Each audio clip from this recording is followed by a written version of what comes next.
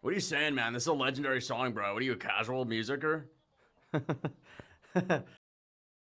How well would a grass-fed Amish man do in the UFC? A grass-fed Amish man would get knocked the fuck out. All right? Grass-fed Amish, dude. You mean a guy that's eating only grass? He'd get fucked up, dude.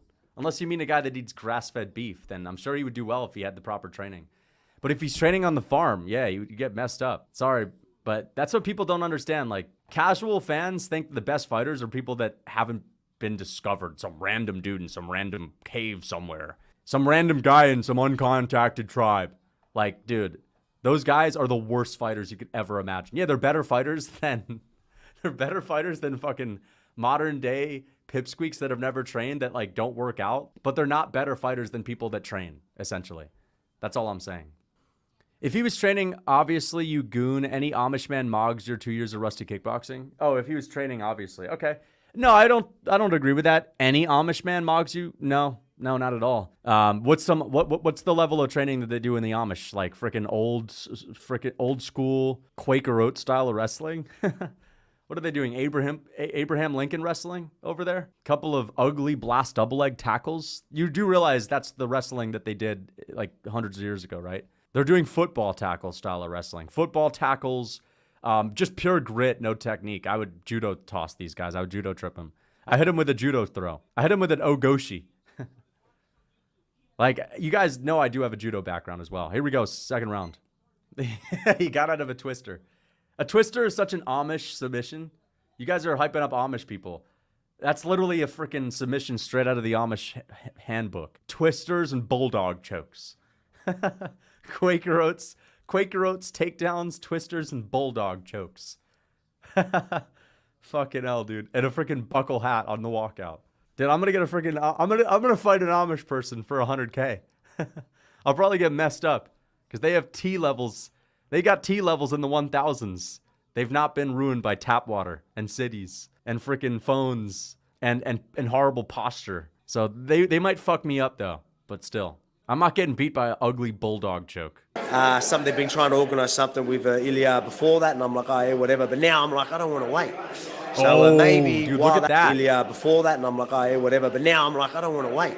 I don't like that from Volk, man. I don't like how that's the leaping at the bits face right here. That's the, I don't want to wait, but I low-key want to fight in August. I want to fight at the end of this year. So if I need to do something at lightweight, we'll see. We'll see what happens. But I'm back in training. Maybe do some work with JDM. I got back into training, and as I said, I flipped that switch, and I noticed that, Connor's, there was risk of him not making the fight. So I hit up the UFC. And my goodness. He was the one that hit up the UFC. Can you imagine? This guy thought that it'd be a good idea to step in at UFC 303 on short notice. Is that how you deal with your legacy? Is that how you're managing it at this point? You've just got knocked out by taking a fight too quickly after your last KO. The last KO was you leaping at the bits to get a fight, taking it on short notice. And you think it's a good idea for your career to take another short notice fight and risk it? I mean, come on, guys. At this point, Volkanovski is his worst enemy. There's nothing you can say to prove me wrong at this point. I mean, he's his worst enemy. Still hasn't learned his lesson. And again, maybe he just doesn't care about his legacy. Maybe he doesn't care about his resume. Maybe he's not in the know about the GOAT conversation, or maybe because most fans don't really know how to rank people on the GOAT list, they don't put Volkanovski high enough, and therefore Volkanovski doesn't hear himself being named and mentioned amongst the top 3 guys. Maybe we need to sort of popularize that more often, and I've been trying to, but maybe if Volk doesn't even realize that he's like one of the top 5 GOATs. Maybe he thinks he's somewhere out there in Adesanya territory. Because, when he's hanging out with the CKB guys, they're all hyping up Izzy. Like, Izzy's the guy out there, right? So they're all hyping him up. Volk may think that he's floating out there at like the number 18 spot with the takes that people have. How many times do we have people in interviews say, Volk, you're in the top 5 now? They're usually saying, hey, man, you're a legend. Izzy's a legend. They don't really freaking let him know. Volk doesn't understand how good his legacy is. He doesn't understand the importance of preserving it and like the importance of every single individual fight. He's treating this as if, it's just time for a fucking spar. Pathetic, man. Like, wins and losses matter. They greatly matter. And when you're retired, when it's all said and done, your resume matters. If John Jones had taken a couple more short notice fights or a couple short notice fights and got knocked out, like, he would not have the best time promoting himself in retirement. people wouldn't want to really work with him as much, because the reason why people want to work with him is because he has that whole undefeated sort of mystique, like never lost type of thing going on. Thank you for the 13 months membership. Thoughts on Nina Drama, only good female in the UFC? I disagree completely. I think Laura Sanko is more of an asset to the UFC, to be honest. I think Laura Sanko is actually pretty good on commentary. I actually think she's capable of being funny on the weigh-in shows. Nina Drama's content is very forced and cliche, and I don't know. I'm not really a fan of it. Every now and then she'll have a good interview, but her interviews are 30 minutes of her trying to be super quirky, and I don't know, her making like weird facial expressions. She seems like she's playing some sort of a character a little bit. So I don't know. It seems a little bit forced. Like a Nina Drama video is going to the UFC PI, having Alex Pereira teach her the kick, and acting like a ditzy, boppy little girl. A ditzy, boppy little girl. I can't throw a leg kick. Ha! So goofy, right? I mean, listen, I think every now and then she's good for the UFC. She's good for the UFC. I don't think she's the only one. I think that Sanko is actually better for the UFC because she can commentate well, and she is good on the weigh-in shows. Nina Drama does her thing. Like, I think that she's a good thing for the UFC. I just don't think I personally don't really love her content. I think the first Sean Strickland interview that she did was great, but they're all the same. I'm just not interested in seeing her and Sean Strickland flirt for 30 minutes, and that's basically what it is. If you want to see Nina Drama flirt with fighters, then it's fine, but it's like a teenage flirt session. Honestly, it seems a little bit cringy to me, but whatever. Because she's flirting, but she's doing it in like a forced way. Like her whole shtick is flirting, but it's not real though. Unless it's with Sean Strickland, then I think it is real. They have like real, she has, real good rapport with Sean Strickland, and they have good chemistry and whatnot, but I'm just not interested in seeing them flirt. Okay, I agree, but she got Aldo to speak English. All right, that's good. As I said, I think she's good at what she does. And I think every now and then she'll have like a great funny moment with a fighter. It's just that some of the videos are a little bit too corny. I think every now and then she'll have like a funny moment. Like she can have a good sense of humor. Maybe Merab says Merab will say something that would only fly in Georgia. You know how they are in Georgia, bro. They're living in the fucking Stone Age when it comes to the way that they interact with women. And it's kind of based, but Merab might say some out-of-pocket shit. Or he'll get like too handsy or whatever. And that'll create like a funny moment. And Nina Drama will like make fun of it. But yeah. Heard Volk wants a fun fight at 205 next. Yeah, you may as well. You may as well give Volkanovski Yuri Prochazka. You may as well do Volkanovski hands tied behind his back against Yuri Prochazka throwing flying knees all night. That's basically what Volk wants. He's leaping at the bits for a no bars hold grit battle with JDM. Volk is going to ask for a grit down. Volk's going to ask for a grit down against JDM. Basically, no grappling, no kicks allowed, just pure grit phone booth. They're going to draw a box in the middle of the octagon, and that's basically what it is. The first ever UFC grit down. And UFC is they're going to freaking coax Volkanovski into it by giving him an extra $500K. And they're going to put him on the freaking video game cover. But what they're really looking for is a JDM highlight reel before they give him his title shot. Because I did a bit of training too, so I was in Thailand doing a bit of training. I come back and got straight stuck into training, and then it would have been 3 weeks. I'm like, that's plenty of time. Better than 11 days, which I did the last time I did the short notice fight. So I would have been in much better than nick 11 days? I mean, this is the thing that we're dealing with right now. Volk's like, yeah, it would have been a couple of weeks, better than 11 days, and I was at least training. Yeah, well, you're not supposed to take a short notice fight when your legacy is on thin ice. One more loss and you're not even a top 5 guy. That's why I need to collab with Volk. Volk doesn't know how good his resume is because the average MMA fan doesn't speak about his resume the way it should be spoken about. He's still underrated. Fucking hell, because the average MMA fan, they have Volkanovski at like the 12 spot all time. I've got Dominic Cruz at number 12. I got Volkanovski number 11. Stipe number 10. Anderson number 2. That's basically the way that they do it. Personally, I have Fedor at the number 10 spot just ahead of Volk. Are you kidding me? Personally, I got Rousey at the number 2 spot ahead of Volk. Volk I had at number 19. I just think that Rousey did more for the sport, and she had a couple of good finishes back in the day, so you may as well. If he loses his next fight, he might not even be top 5. Now, he might actually move up, though. You know how Volk is. Volk's always climbing that ladder on the GOAT list, even when he loses.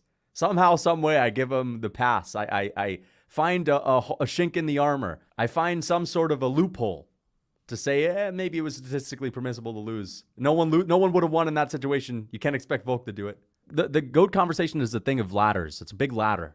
You slide down a little bit with a loss, but how much? Is it enough to get you below the next guy? It just makes you, it kind of thins the ice in which you're standing on. So if Volk loses next time, the ice gets thinner or it breaks and he has to go below someone. Well, I always watched Rousey in my judo days. I always used to watch Rousey because, you know, you had some gold medals from the Olympics and judo, but Rousey was always just a tough cookie about it. And I always said, man, if I could have you know what the fucking pathetic thing to say would be? You know how sometimes people rattle off like different attributes that fighters have? I want the left hook of Alex Pereira, the fight IQ of Demetrius Johnson, the left kick of Mirko Krokop. If you fucking say any attribute that a WMMA fighter has, you're a fucking simp, dude. Straight up. Can you imagine? I want Mirko Krokop's left leg.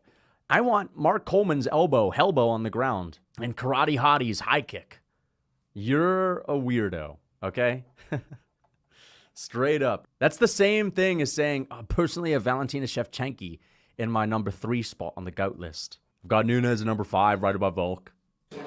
For sure. Definitely, I am excited to see you fight next, and I know that we do have UFC That's a sign of a casual. That's a sign that she wasn't listening. You don't say for sure after Volkanovski hits you with some freaking facts, dude. For sure is what you say to someone after you didn't even listen to what they said. Listen to that again. Imagine disrespecting Volk. Yeah. All I can really say is that I back myself, and if I need to do a short notice fight, I know I can get myself ready, especially with 3 weeks and knowing that I'm training. I think I'll be a tough match for anybody, even just on 3 weeks. For sure. Definitely, I am excited to see you fight next, Volk and I know that we do Volk have. knows. No, dude. No, that's the face of a man that knows he wasn't listened to. That's the face of a man who ain't champ anymore, and people don't need to listen to him as much. Fuck! I wish Volk was still champ. Good morning. It's 5 a.m. in Finland. Just woke up. Hey, we got a casual in the chat. This guy just woke up to watch UFC fights, man. Can you imagine being a freaking casual and not waking up at 3 a.m. in Finland? Finland. Shout out to all the Finnish people watching this. That is a pretty cool country. Finland is one of those old school countries, you know? I've never been there, never thought about going there, but it does seem like a pretty cool country. What do you guys eat over there in Finland? Meatballs? You guys eat meatballs? Meatballs and herring. Meatballs and fish. That's the Finnish diet. What do they eat out there in Finland? Meatballs and Vipper snappers? Is that what you guys eat? Shout out to Finland, dude. Nah, but actually, they have great diets. They have great diets in Northern Europe. They eat a lot of fatty fish. That's why people in Northern Europe are so tall. Lots of fatty fish. Lots of omega 3s. Dude, I like Finland. I'm a fan of Finland. I'm just kind of poking fun at what the diet would be like out there. Like, I have no idea what's on the Finnish menu. But I'm guessing it's a lot of fish and stuff like that. Finlanders eat blubber. You're right. They actually did back in the day, most likely. I actually wouldn't be surprised if that's a thing. Like, they probably eat beluga, which is great for you, I'd imagine. Blubber, that shit really helps you gain mass, honestly. That's why Shamil the Blob Gaziev is so big. It's not just because he ate a lot of the lamb. It's not just because he was eating the lamb and rice. Shamil the Blob Gaziev was, he was eating that blubber. The older brother gets the blubber. That's the Dagestani phrase. The older brother gets the blubber. And Shamil Gaziev, he was the older brother. Beluga is good, man. Tasty, man. I would love to try it. The only thing I wouldn't really want to eat, or there's a lot of things I wouldn't want to eat, but I wouldn't want to eat dog. I could eat, unless I was starving, I could eat basically anything else. Cat would be a little bit weird. I wouldn't really want to eat cat. Bear, I've heard bear is a little bit dirty. I've heard bear meat can have a lot of parasites, but I'd definitely eat whale. What about horse? I would eat horse easily. I would eat horse in a heartbeat. And I've heard it tastes pretty decent. Oh yeah, but monkey too. I don't know if I would eat monkey. I was thinking about that because I know in certain places they eat monkey brain.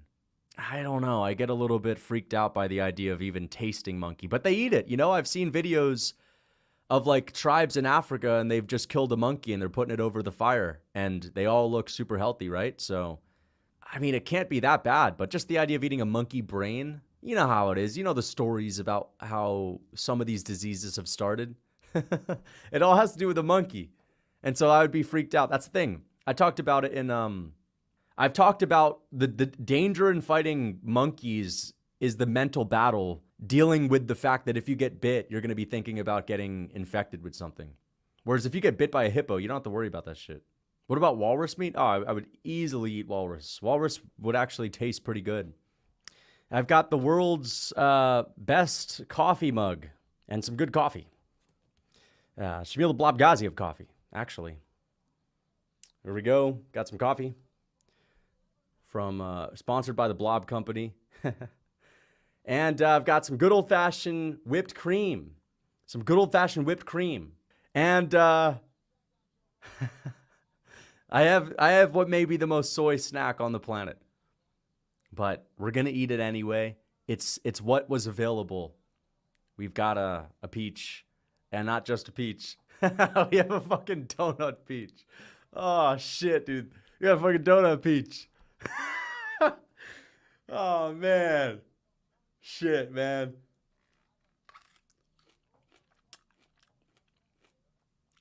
Bring super gay. Super gay. I knew you guys were going to clown this. It's gay, man. That's so gay, bro. Why don't you just get regular peaches? Why do you get a donut peach, bro? Yo, it's crazy. It's crazy, guy. I knew you fuckers were going to make fun of this.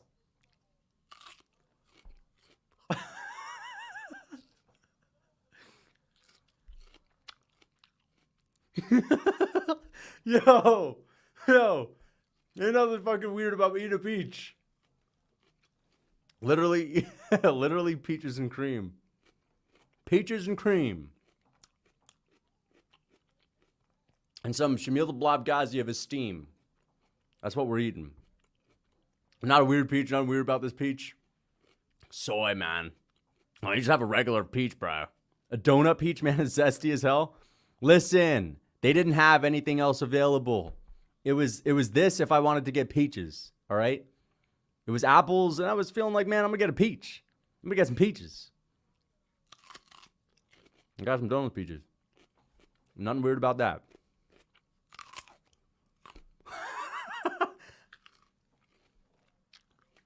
Bro's eating a liberal peach and the Shamil the Blobgazi of cream.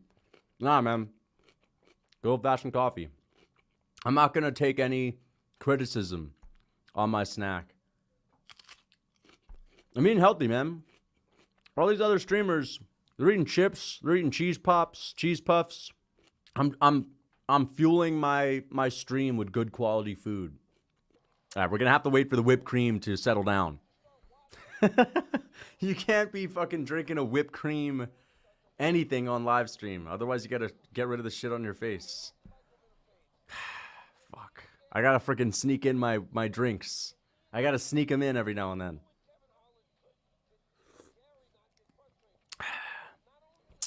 Is that soy foam? No, it's whipped cream, dude. Anyway, I want to see Strickland chin Goggins. Dude, Strickland's kind of a bitch for his whole David Goggins beef. Like, David Goggins doesn't try to be a fighter. David Goggins never said that he could beat up any UFC fighters. He's just about mental toughness. And Sean Strickland calling out David Goggins as if David Goggins thinks he could take him in a fight. Like, I just think it's kind of lame, actually. Goggins has never claimed to be a fighter. He's never claimed to be, like, good at MMA or whatever. But, you know, Strickland, he wants to beat up someone like David Goggins, would never actually let his hands go against anyone in the UFC. Strickland will go to war with a K1 kickboxer for no reason, but he'll, you know, sit behind flimsy teep kicks in a real fight against Paulo Costa, who is not on his level, who he knows he could easily beat. Probably because he gets paid half if he loses. No, I get that. But I'm just saying, like, Strickland fights like a wild man in the gym and fights like a, you know, sort of NPC on the feet in his fights. I'm just calling it out a little bit. Yeah, you're right. There's more reason for him to want to win. I agree. I think, you know, hey, I respect it, but it is a little bit boring. And calling out David Goggins again is a bit of a bitch thing. You're calling out someone that doesn't train in MMA because apparently, you know, Goggins thinks he's this tough guy. I mean, Goggins thinks he's a mentally tough guy, which he is. I don't think you could take that away from him. He is mentally tough. Listen, I think that Strickland would beat David Goggins in a fight. No one doubts that, but I don't think it's impressive. Just how Strickland wouldn't be able to train with David Goggins. No one's able to train with David Goggins. Not even Ferguson. Ferguson's getting broke by Goggins. But yeah, running in a straight line is a little bit of a cope, though. David Goggins' whole lifestyle is a bit of a cope. But, you know, I can still respect his mental toughness. I mean, Goggins is also a bit insecure. Strickland's insecure, but so is Goggins. Goggins' whole life is having a fucking chip on his shoulder and proving himself to everyone. Goggins just wants to prove himself, just show everyone up. That's what he wants to do. I respect it. I'm happy that the world has someone like Goggins, though, because he is entertaining and he is actually motivational. He actually is. But a big part of it is cope. Let's be honest. I just think McGuiggy is, I think he's a little bit too slick for him right now. And honestly, you got to understand the level at which he's firing. He's firing on all cylinders. And when you've got McGuiggy firing on all cylinders, it's just a matter of time before he walks Chandler onto the big left hand.